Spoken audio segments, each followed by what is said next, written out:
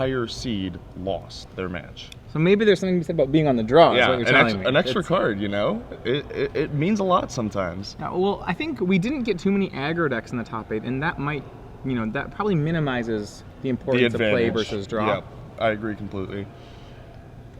And here we see David pulling up his 7. Not a snap keep, gonna ponder it over a little.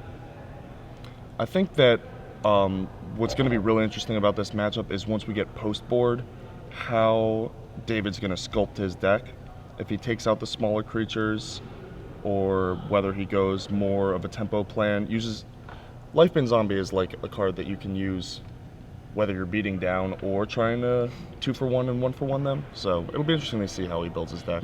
And we are underway. David Doberne leads out on the play. He plays Godless Shrine untapped into Soldier of the Pantheon, so gets the 1-drop in his deck out, but it's matched on 1-drops by Bryan Eleyet with Elvish Mystic. Yeah, the mana acceleration from the Green-Red Devotion deck, absolutely crucial.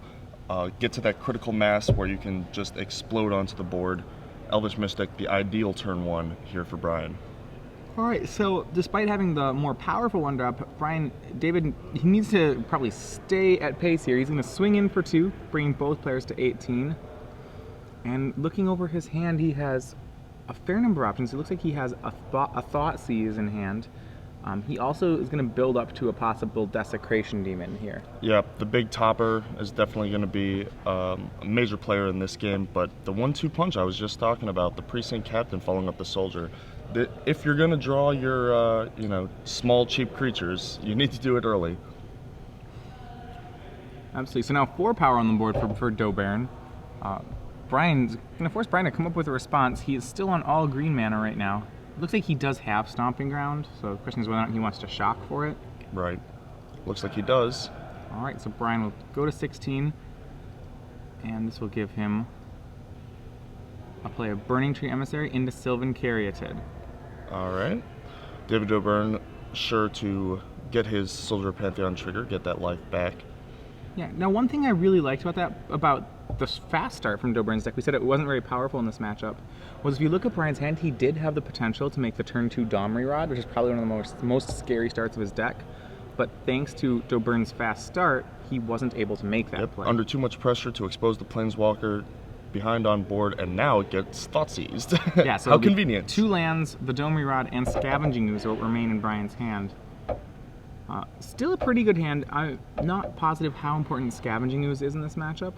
Yeah, I would imagine not too great, but especially at this stage, you draw it later, it can get pretty huge, but not exactly your ideal, say, turn 3 play. Yeah, so another land for Doberne, and just to pass back, he's content to let mana bases develop, and it looks like that's what's going to happen here. Bryan places Temple of Abandon, scries to the top. Looking for a Haymaker. He's got plenty of mana, he's got all his accelerants, he's got a good devotion count. Now he just needs some big stuff.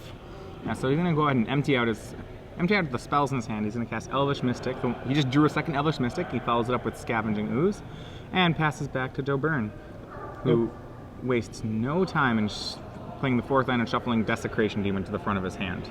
Yep, the demon is a huge board presence, very fast clock, and goes into the Abyss mode quite quickly. Yeah, so Desecration Demon is really one of those cards that has found its place in the metagame thanks to, well, it seems like thanks to green decks. Yes, I would agree with that. And here we see a Garruk scried to the top. Garruk Primal Hunter, is it 1, 2, 3? Only drawing 4 cards. How unlucky. There's Burning Tree Emissary, Sylvan Caryatid, Arbor Colossus, and Scavenging Ooze. Arbor Colossus is almost a tailor-made answer to Desecration Demon. Yeah, we saw that at the Pro Tour happen time and time again. The absolutely perfectly matched up card for the Desecration Demon. Yeah, and Garruk is huge here. It drew 4. It'll threaten to draw more cards. And here, I almost want to say is where we see one of the weaknesses of Desecration Demon. Yeah, when you're behind, it does not impact too much. Yeah, you would say a 6/6 flyer would be great against this Planeswalker, but there's pretty much no chance that this demon's ever going to get to attack. Yep, he's on the leash. He's in the cage. And it's pretty easy to outrun one creature a turn to sacrifice when you have Garrick plussing every turn. Yeah.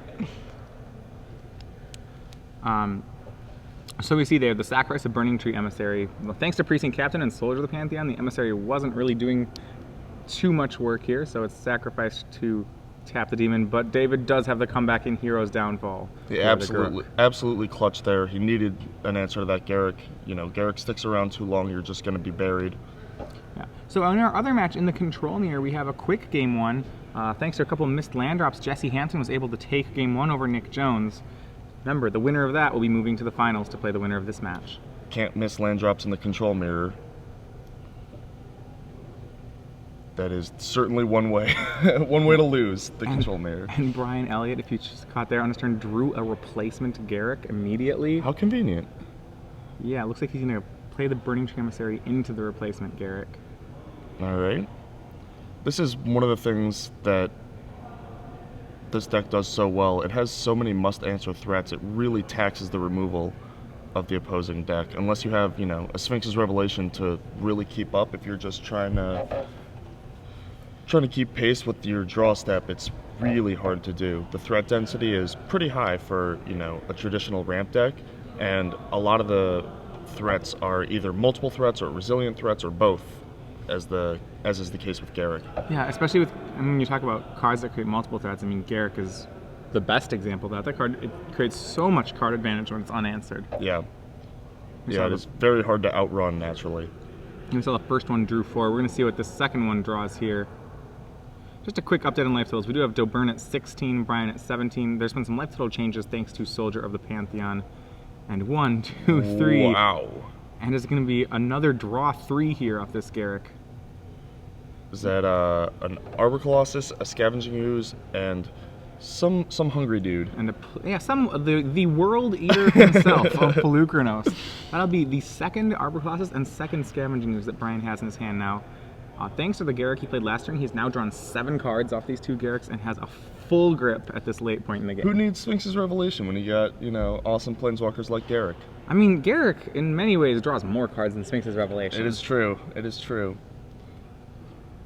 And just sticks around, you know? If you don't have the Hero's Downfall as David Doberne, then you are in quite a world of hurt. Yeah, so Garrick's one of these cards that's very nice in the fact that he combos with himself. We've seen his +1 ability be used twice, which is reveals the top 5 cards and grabs all creatures. At one point, you know, if Bryan starts to get too many creatures in his hand, Garrick helps out there too. He can put one of the creatures for free on the battlefield, giving Bryan the chance to make plays like place Arbor Colossus in play and immediately monstrous it. That is quite a powerful sequence. Take out that demon for good, you get a 9/9, and you know, it only costs you half the mana. Right. Now you do have to be careful with the monstrous cards, is that all those monstrosity effects trigger on when it becomes monstrous, so a removal spell is very strong against them. Yes, it will stop the trigger from the monstrosity ability. All right, and Bryan's going to take the safe plan of more cards. So we see Pelucranos, and it might just be a draw 1 this time. Draw 2, it gets a Caryatid as well. Why not? I like the scry first, make sure that Garrick hits, and then go deep. Yeah, I mean the card, if Bryan could pick any card, he would wish that Garrick could draw that Nykthos, which he put up to the bottom. He would actually be able to play his whole hand. As it is, he'll have to settle for just playing 2 to 3 creatures every turn. Oh darn. Yeah. That's all? That is all. He's going to start with Sylvan Caryatid. Followed up, he has 5 more mana. It looks like it's going to be another Sylvan Caryatid. We may see another Scavenging Ooze. Well, we know that there's no sweeper in David's deck. There's no Damnation or, you know, Mutilate type card. So Bryan is free to deploy all of his threats and just overwhelm him. Yeah, one of the interesting things right now about Standard is that there's no mono black sweeper, and I don't believe there's a mono white sweeper. If you want a sweeper effect, you have to go to gold cards. Yeah, Merciless Eviction or yeah, you can go to black Supreme white Verdict. for that. Right. Yeah. That does not happen too often. Desecration Demon gonna get tapped once again here. This time off an Elvish Mystic, and a second Desecration Demon will be in play. Even 2 demons is pretty easy to outrun when you got Garrick. Yeah, there's so much card advantage right now from Eleyet. remember that. I wonder if we'll see that Arbor Colossus play now. Yeah, now that David Doberne is tapped out, I would not be surprised at all to see -3 and right on Here cue. we have it. -3 will place Arbor Colossus into play, and while Doberne's tapped out, he's going to go ahead and monstrous it, and that is enough for Doberne. Doesn't need to see more. He's going to go ahead and concede No, to monstrosity that just play. kills your flyer, not all your lands. Don't worry. Yeah. Oh, he's scooping. Okay. Yeah, I think any game where opponent gets off 4 Garrick activations. Yeah, They you're just use- looking for an excuse to pick up your cards. Yeah, it's very hard to beat the 4th Garrick activation. All right. So now we go to the sideboard, which is where things get a little interesting. David Doberne can actually do quite a bit. We're actually going to throw it to the booth, I Yeah, think, for we'll a bring second. back into the booth for a second. So, for those of you thank you for joining us early in the morning. I'm Matthias Hunt, joined by AJ Soccer. We are currently in the middle of our top 4 match between David Doberne and Bryan Eleyet, but right now is when we do trivia. So, the rules. How does your... Okay, you have to be following, and you have SCG Live, and you have to use the hashtag SCG Premium, which you can see on the bottom here. We're going to ask you a question. Tweet it there, and you are entered in a raffle of sorts. You know, accuracy, not speed. And if you get it right, then you can win 6. We're doing 6? We're doing 6 for the top Oh, that's 4. so Yep, generous 6. of you. Okay, we're going to do 6 months of premium for the winner of that. So, nice. All right, so this one is, we have a history question here. We actually talked about it earlier in our broadcast today, but you can also figure it out. If you look at our deck database, you can find this out. So currently we're watching Bryan Eleyet and David Doberne, and we're wondering, they are playing currently in a rematch of the finals of what recent Magic event? So this Doberne versus Eleyet matchup. And that event should be in our deck database, so if you just are joining us, you can find it there. Last time in the rematch, Eleyet was the victorious. Yep. Looks like he may be getting it again. Yep, took down the trophy there and is up a game here. Yeah. We also have it in our coverage archive, so there are places. Remember, you have to There tweet are that places. answer to find it. You have to tweet the answer with SCG hashtag SCG Premium to be eligible to win. Yes. All right. So you're talking about sideboards though. Yes.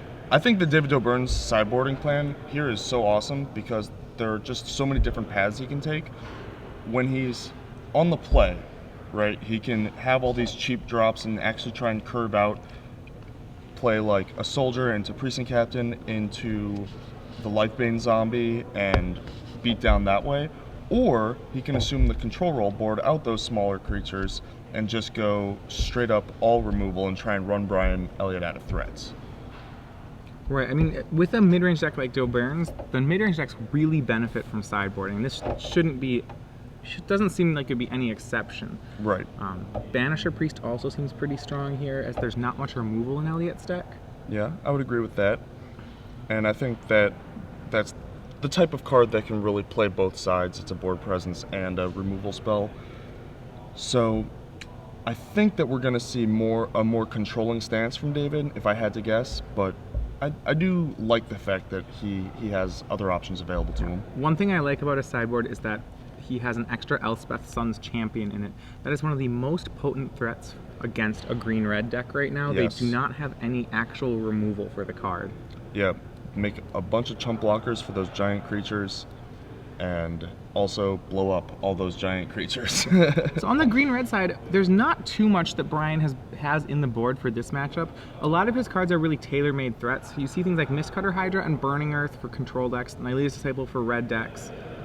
He plays the 4th Domery Rod in the sideboard. Because this is a removal-heavy deck, we might see the 4th Domery Rod get played. Yeah, I would imagine that comes in. I would not be surprised to see Chandra come in either. Yeah, that gives him more reach. Chandra actually has things she can kill in this matchup. She can take out Soldier of the Pantheon. Or Lifebane Zombie from the board. So I think that is certainly going to come in. Just another resilient threat. Really got to tax those heroes' downfalls.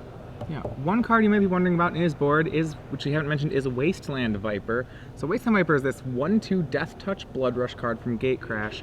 You might say, why would a deck want to be playing a 1/2 Death Touch? It actually is a combo in the green mirrors with Pelucranos World Eater. You attack with him, you Blood Rush the Wasteland Viper onto Pelucranos, and then you have him fight your opponent's entire board for 1 damage each, and you sweep your opponent's board. That's the tech behind that card.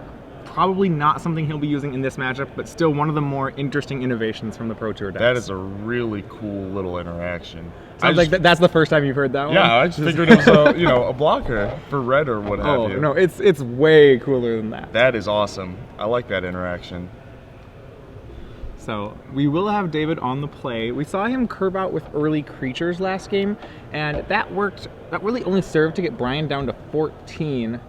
So is that a game plan that he hangs on to here? No, I would have to assume that David's going to have to assume the control role here. Just use his plethora of Doomblade variants and try and run Bryan out of threats. The big problem with that plan is the multiple threats, such as Garrick plussing and drawing more creatures, Domri Raid finding more creatures, not to mention that those don't get hit by Doomblade. That takes a hero's downfall. Yeah, you were saying that the hero's downfalls are overloaded a little bit in the matchup. I would say so. I think that the Planeswalkers are really resilient threats and sources of card advantage for Bryan Eleyet, and David Doberne doesn't have a way to keep up with that card advantage. 3 Read the Bones is not exactly enough to outrun a Garrick. So the Planeswalkers are going to have to die, and they're going to have to die quickly, with only 4 heroes downfalls that also are going to be taxed by giant creatures. It's hard to hold a hero's downfall for a Planeswalker when you're facing down, a 5/5. So it is certainly possible that the hero's downfall count is going to be one of the important little sub games going on in this game too. Yeah, so when you're a control deck and the threat deck has better card advantage than you, your game plan seems like it has to change. You have to also become a threat deck. Yeah, you have to be able to kill the opponent. You have to be able to turn the corner in a meaningful way. And he's hoping that, Desecration Demon and Obsidian Ghost Council can do exactly that. And we'll see if they can. Both players trade tap lands to start the game. Bryan's lets him scry one, which he scries to the bottom. No play on turn 2 from Doberne. So the first play will likely be coming from the green-red side of the board, and it will be Burning Tree Emissary into Sylvan Caryatid. A sizable board presence already on turn 2. Doomblade the 2/2. So this indicates to me that David Doberne's draw is very slow. He's probably going to have to, Yeah, that's a pretty aggressive Doomblade here. That is a very indicative Doomblade of the fact that his draw is going to be... He's not assuming the control role. Yeah, now a pretty big opening for him here. Bryan Eleyet on turn 3 missed his land, didn't make any plays past the turn, and that allowed Doberne to stick a turn 4 Desecration Demon onto a near empty board. Yep, and that is the plan that David had in mind. This is him taking initiative, seizing initiative in this game. Remember, there are a few ways that Bryan can answer the Desecration Demon. He does have Arbor Colossus, and he does have it in his hand. Okay. But thanks to the amount of spot removal in Doberne's deck, that is a iffy plan at best, as we see him draw another Doomblade. Yeah, deck full of Doomblades, green creatures as a game plan. And there we see a hero's downfall on the Pelucranos, and Desecration Demon does get in for 6. Yeah, Doberne's going to waste no time in taking care of that Pelucranos. He doesn't want Eleyet to untap at all with a chance to pay the monstrosity cost on it. Right. Soldier of Pantheon still in the deck and looking a little meek. Well, there's this tree in the way right now. Yeah. But if that tree were ever to be sacrificed at the altar of the Desecration Demon, the soldier is turned on. Just any amount of board presence is going to have some sort of value for David here. And as it is right now, Bryan may have to use the Caryatid to cast some spells. Remember, 1 hit from the Soldier of the Pantheon actually takes a turn off Bryan's clock because the Desecration Demon hits in increments of 6. That is absolutely correct. And we see a Pelucranos and a missed land drop from Bryan. Yeah, and another Doomblade drawn from Doberne. So now his hand has... He Doomblades the Pelucranos, swings 8, gets that extra turn, and his hand still has another Doomblade and another Hero's Downfall in it. Well, this was his game plan from turn 2 when he Doombladed a 2/2. Just run him out with Desecration Demon. You often use the Turbine of Skyrim creatures that are just large creatures without value effects, as you say, oh, well, it's a good creature, but it dies to Doomblade. I think David Doberne is taking that point to the extreme in this game. He is proving that does hold true. Everything dies to Doomblade. It looks like he might cast 5 of them this game. Yeah, I mean, you know, that is certainly one way to carry with your Desecration Demon is kill all their creatures so they can't sacrifice any to slow your demon down. So now Bryan Eleyet's at a bit of a crossroads here, still choked on mana, so not able to do 2 things in a turn. Yeah, one thing I like here is he makes Xenagos the Reveler, and that usually is a card that's really strong at holding off a Desecration Demon. So that Soldier of the Pantheon that we thought was really weak here is actually becoming very strong because it has protection from these 2/2 Satyr tokens. Ooh. It allows Doberne to chip away at that Xenagos and hopefully force through the last attack of his Desecration Demon. Yep, so he does indeed play that, and... Gonna Doomblade the Satyr token. Alright. And that will mean that Eleyet will have to sacrifice the Caryatid to tap the Desecration Demon. And the Soldier gets in, and Bryan's mana screw is compounded by the fact that he's losing a mana creature here. So David really... We'll see whether Soldier goes at Eleyet or at the Xenagos. It's going to go at Bryan Eleyet, putting him to 4. Hero's Downfall takes care of the Xenagos. Sure! More removal! More removals. That is the 5th. That is the 5th pinpoint removal spell. You see, Look at that graveyard. 3 Doomblades and 2 Heroes Downfall. Good enough to send this to a game 3. Yep, that is one way to play Magic, you know? Desecration Demon is a very sizable threat when you are ahead on a, barren board. Right, so his game plan there, play 1 really big threat and a lot of kill spells, worked perfectly. Yep, and that is a big part of the design of this deck. Yes, so one of the weaknesses of the Green Red Devotion deck, I think, is that when all your cards are being killed as they're played, Bryan was only ever able to play 1 spell per turn, and each of his spells costs more than the removal that Doberne was using to kill them. So as a result, he was never able to establish a board presence there. Yeah, and that was really important. He was, behind on mana usage and tempo on every one of those exchanges, and it really adds up, especially when you're facing down a 6/6 flyer. All right, so the players move back to their sideboards here. We might see a little bit of re-sideboarding. We did see Soldier of the Pantheon still in David Doberne's deck, so he does still think that that's a useful card, and it does have its applications.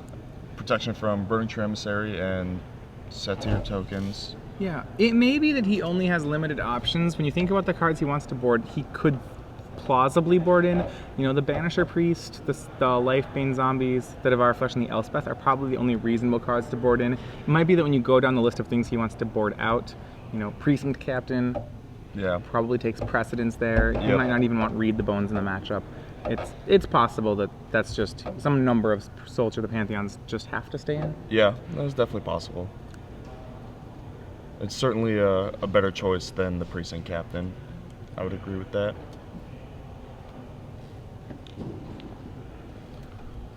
So Bryan Eleyet, what does he have to do? Well, I mean, not stumble on mana is one thing. Obviously, he doesn't have too much control over that. That last game, we actually saw a pretty good start by Eleyet. He was able to have a mana accelerant and play a large creature every turn. It was not enough there, unfortunately, but I think that's the game plan he wants to be on. If he can resolve cards like Domri Rod, those cards matter, but they only matter so much. Domri draws some extra cards, but it wasn't really it wasn't running out of cards that was the problem that last game. Yeah, he died with 5 or 6 cards in hand. Right, I think he wants to continue, if he could have an ideal hand, he wants to get a lot of mana. So actually a card like Xenagos will really help with that, thanks to his mana ability. Yep, I would agree with that. I think the acceleration cards are really important. Bryan needs to get on board, and he needs to get on board quickly. The tempo advantage of a 2 or 3 mana removal spell killing your 4 or 5 mana creature is mitigated a bit if you're playing those creatures off of accelerants, because they're coming out, a turn or 2 earlier. And I think that that's the way that Bryan can sort of equalize that tempo advantage, and then it's just a matter of riding his Planeswalkers to a card advantage victory over the 1-for-1 deck of David Doberne. I think what he can hope to do is if he can stick one of his, because he's on the play, he can get threats down early enough to put a lot of pressure on Doberne. If he can keep the pressure high, then Doberne won't have a window to cast something like Desecration Demon. Yes, exactly. Keep him on the back foot, and that is exactly what he's going to try and do, especially from the play.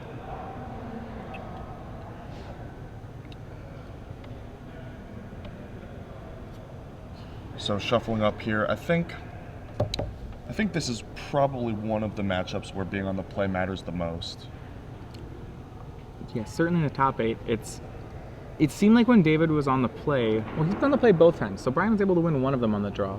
That's true. It seems like it'll be a lot harder for him to establish his own board presence when he's on the draw. Yeah, just for the fact that, David Doberne is trying to 1-for-1 you out. David doesn't mind being on the draw, but Bryan is trying to tempo David out, and when you're trying to do that, being on the play is super important because you want to get those threats in underneath the removal spells. Otherwise, you are at that huge tempo disadvantage, which we saw last game. So Bryan, considering his options, looking over his 7, can this win? Looks like one of those lands and spells hands that,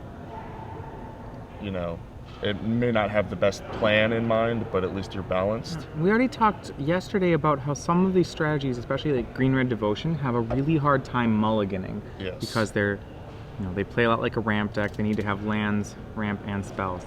Looks like we will see a 7-on-7 this time, both players keeping their 7-card hands. No turn 1 mana accelerant from Bryan. Plays Forest and passes. Yeah, I'm glad that Bryan didn't have to mulligan, especially on the play. Against the 1-for-1 deck, being down 2 cards might have been too detrimental to come back from, but we do start on 7. Bryan with a Forest on turn 1. David Doberne going to lead with Thoughtseize. Yeah, the worry about that Forest is that Bryan kept a hand without red sources. That's what Forest seems to suggest. Yep. And we will see it as Burning Tree Emissary, Domri Rod, Scavenging Ooze, Pelucranos, and another land in the Forest. It looks like Bryan was on 6 cards. Looks for like this. he was. Well, even though he doesn't. Oh, sorry, 7. There we go. Cards hiding. Okay, I was like, I don't believe he mulliganed this game. Yeah. Just had the Forest stacked. The Burning Tree Emissary acts as the red source for the Dahmer raid, so I think you have to take the Planeswalker here. You can Doomblade the rest of the cards that Bryan has. Dahmer raid's the real card advantage engine and the one that's the narrowest, or the hardest to hit. Yeah, Thoughtseize is such a strong weapon against these decks. They really do, in a lot of ways, play like a ramp deck, and they just have a lot. Like, the way you beat the green-red deck is you 1-for-1 with other things, and Thoughtseize is a really efficient way to 1-for-1 with the deck. Absolutely. It's like another Doomblade, but in exchange for the tempo advantage of them having to cast their card, you get the advantage of being able to preempt Planeswalkers before they get a little value. Yep, and he's going to do just that as he takes the Domri Rod, leaving Bryan with Scavenging Ooze, Burning Tree Emissary, Pelucranos, and lands. Bryan does draw the red source in Temple of Abandon, and it's going to make both his 2-drops. Yep, aggression. You got to get on board. Bryan Eleyet correctly identifies himself as the beatdown. Yeah, we look at Doberne's hand. It has at least one Doomblade variant in it, and that it says a Hero's Downfall. I believe it has more. So the 1-for-1 removal once again showing itself in David's hand. Yep, and Bryan not only getting on board, but doing so under the removal, and Burning Tree Emissary is like the perfect card for this type of draw, as you are creating multiple threats and really taxing David Doberne's removal. So Bryan's last 2 draws have both been green-red temples. So, land's not an ideal draw here, but fortunately they do help him scry. He right now chose to keep his card on top, so he swings for 4 with his pair of 2/2s, passes the turn back. Yeah, we talked last game about the tempo advantage of a 2 or 3 mana spell killing a 4 mana creature. Ooh, Lifebane Zombie. And Burning Tree Emissary is kind of the inverse of that. It's a free creature, so spending a 2 or 3 mana removal spell on a creature that was mana efficient like that is a pretty big tempo boost the other way. It looks like the card he kept on top was Arbor Colossus, as that was Bryan's draw for the turn. Lifebane Zombie did take the Pelucranos out of his hand, and it'll do a great job as it can trade with either Scavenging Ooze or Burning Tree Emissary here. We see that David does have both the Hero's Downfall and an Obsidian Ghost Council in his hand. So it's a pretty good hand. The game seems to just be that for David right now to stay alive. Yeah, I think that the thoughts he's taking out the Domri raid was absolutely huge. It left Bryan fairly threat light. Even though he was able to get on board quickly, he kind of is petering out. His aggressive start didn't have much follow up, at least not yet, and that's exactly what David Doberne wanted to happen. Yeah, so Lifebane Zombie effectively keeps the Scavenging Ooze off the attack. Bryan only swings with Burning Tree Emissary as he doesn't want to make the Ooze trade. David does take it and goes to 12, but is able to respond now with large Haymakers of his own as he taps out for Desecration Demon. Looks like another demon in hand in addition to the Obsidian and Hero's Downfall that you mentioned. So quite a stacked little hand for David, and Bryan Eleyet kind of under the gun here. Yeah, the creatures are getting big quickly out of the black-white deck. It's not often that you see black-white out-creaturing green-red, but yeah, 6/6 for 4 is quite large. Desecration Demon, that really has been his role recently. It's just more efficient. It's interesting, yeah, he's more efficient than most of the green threats. One threat that he doesn't tangle well with is Arbor Colossus. That's going to be Bryan's play for the turn. He's going to tap out for it. The question will be, does he get to untap and monster set to kill a demon? It's unlikely. Unlikely. Unlikely, I would say. Trigger Desecration Demon. Bryan, would you like to sacrifice at the altar? I don't think that it's time yet. Yeah, well, it might be. We might see Doberne attack with the Desecration Demon and offer a trade with Arbor Colossus because he could turn the demon into a removal spell that way. Then play your second demon. I like that. Right. And then if the trade is denied, then you can still just use a removal spell.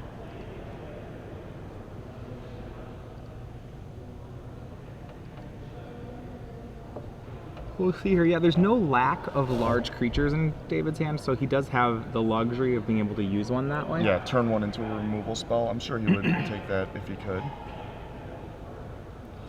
Looks like no, he is going to Doomblade it before blockers, not going to offer that up. And in for 6. Doomblade is used. If that 5th land came into play, it was a Orzhov Guildgate, but Bryan is at 14. Another land for Bryan, not exactly what he was looking for. And now he is really under the gun. The sequence of draws that needs to happen now probably involves a Garruk, I would say. All right, yeah, he's just running out of cards. He needs to draw a lot more. Yeah. He's going to be able to get some damage in. He puts the Burning Tree Emissary in once again. It goes past the Lifebane Zombie to put Doberne down to 10. And the follow-up play will be a second Scavenging Ooze. All right. Now, with this, because he had a second Scavenging Ooze in hand, it's interesting that he did not swing the first Ooze into the Lifebane Zombie there. That is a little interesting. It would make sense to keep it back had he not had the second Scavenging Ooze, but with that second Ooze, offering the trade makes the second Ooze quite large, although I suppose you don't want to invest so much into one creature that's very likely just going to be killed. Yeah, so we see Doberne untapped here. He's facing down 3 creatures, so he needs to play a little carefully here. Yeah. Yeah. Being ahead does not mean that you win. You still have to, tread carefully. And I think if that is indeed an Obsidian, yeah, that would be, yep. And we do see Obsidian Ghost Council here. It's going to drain for 2. That evens the life up to 12-12. Now we'll see whether or not David hits with the Desecration Demon. That 2 life did just shave a turn off the clock. Yeah. Now 2 hits in the demon is lethal. And Doberne is just going to pass, does not even blink out the Obsidian. No attacks with the demon, no blinks with the Obsidian. Really taking a conservative, controlling route here. I have to think that this means that David feels he's very far ahead. He just wants to make sure there's no way he can lose. Yeah, does not want to die to something random, such as a Chandra taking out a blocker. Yeah, so what you actually saw, what is interesting from Bryan there is that he did not use the Scavenging Ooze end step to eat the Arbor Colossus. It would have grown into a 3/3, which is not particularly relevant on this board. Right. You might as well save it for so that you have more information and can pump the creature that matters, the ooze that matters. Yeah, so Chandra's going to go ahead and take out the Lifebane zombie. Don't know if that opens the possibility for Bryan to attack here. No, Doesn't but look like it. But that's a start. yeah, it is step one, certainly. And it's filling up the graveyard. Those oozes are gonna start growing as well. Yeah, so Bryan has a decision of whether or not he wants to spread the counters between the oozes or put all the counters on one ooze here. What are your thoughts? I think that you have plenty of mana. You can wait until the last possible moment to make this decision. If you want to use a mana, I think that if you want to pump an ooze this turn, you can put one counter on one, and then save the other one for. Right, you know that's so by just you eating one of the creatures, that's not really making a decision yet. Yeah, exactly. You're not committing to anything, but you're saving yourself a potential mana in case you need to play, another 5-drop. All right, and Bryan enters tap mode here on the demon as he does sacrifice Burning Tree Emissary to tap the Desecration Demon. Obsidat is going to be able to swing here. That's a 5/5. Bryan does have the ability to kill it on a double block. That would be playing very much into the hands of a removal spell if he chooses to do it. That is the classic Magic construct. The limited, since the beginning of Limited, the blowing out a double block with a removal spell has been a thing. And this is actually an interesting attack here. It's a really conservative play by David in that this is going at the Chandra, not at Bryan right now. Yep, this follows. This makes sense with his previous conservative play. He really does feel that he's extremely far ahead and wants to make sure that he doesn't die to something random and has plenty of time to deploy all of the extra cards that he has on Bryan. Yeah, and speaking of those extra cards, he plays some of them. David plays a Soldier of the Pantheon, a second Desecration Demon, and then exiles the Obsidat for the turn. Yep, this is quite a dominating board presence, and that is one use for the Soldier of Pantheon. Just another thing. 1-drops have this ability to let you do 2 things in a turn, cast 2 spells in a turn, which in the mid to late game can actually be really, really important, especially against aggressive strategies. All right, so he does spread out the counters across the 2 oozes, giving himself a pair of 3/3s. But Bryan, on an empty hand, is playing off the top of his deck, trying to find a way to sneak across 11 more damage. And facing a large aerial attack from 2 demons. I would have to assume that the sequence for Bryan is gotta start with a Garrick. I'm trying to think of other ways to get out from under this, but I think you're so far behind on cards, you need to find a way back up. Well, the Garrick would only get 1 activation too, right? You'd almost certainly be taken out by David. Yes, very likely. And the draw for turn was Burning Tree Emissary, so just a 2/2. A little underwhelming. Yeah, I know Bryan here, you can see, trying to figure out a way to get past the demons. He could tap them with the Burning Tree. He has some options. He could tap them with the Burning Tree Emissary and swing Scavenging Oozes across. He could get actually a fair amount of damage across that way. But then I'll have to sacrifice away his Oozes to just not die the following turn. Yeah, he's 1 short from gaining, or no, he's way less than that because Obsidat's going to come back and drain. Exactly. So Doberne moves back up to 11. Bryan back down to 12. So Doberne's actually up to 13. So thanks to that counter on the Desecration Demons, the 2 demons by themselves are lethal in the air. Yep. So at least 1 sacrifice is going to have to be made, and likely more. Either at the altar of the demons or throwing under the Obsidat, or you're certainly under the abyss here. Yeah, so right now the Burning Tree Emissary is sacrificed to the 7/7 demon. Doberne is seeing whether or not another sacrifice is going to be made. Right now the graveyards are filling up, so one of these Scavenging Oozes could become a 5/5 and actually trade with the Obsidat. Yeah. Which is, you know, a slight advantage for Bryan that the Obzedat is now deterred from attacking. Yeah, so Desecration Demon swings in, hits Bryan down to 6 life, and Obzedat decides whether it's going to stay or leave. Lifebane Zombie is cast, land is played, and Obzedat will leave now that Doberne has 2 blockers. He is setting up for a lethal swing next turn. Yeah, it is. It would take an impressive sequence from Bryan off the top of his deck here to survive this next attack. Through an Intimidate creature, an Obzedat trigger, 2 giant flying demons, the Obzedat himself. Yeah, so both the graveyards now are going to be emptied out of creatures as Bryan eats both of the remaining creatures with Scavenging Ooze. He spreads them across the 2 oozes to make them both 4/4s, moves them up to 8. We'll see what he can draw. His draw for the turn was Voyaging Satyr, and that's not going to be enough. So David Doberne, this time, gets to walk out the winner of the matchup as he defeats Bryan Eleyet 2-1. Very interesting.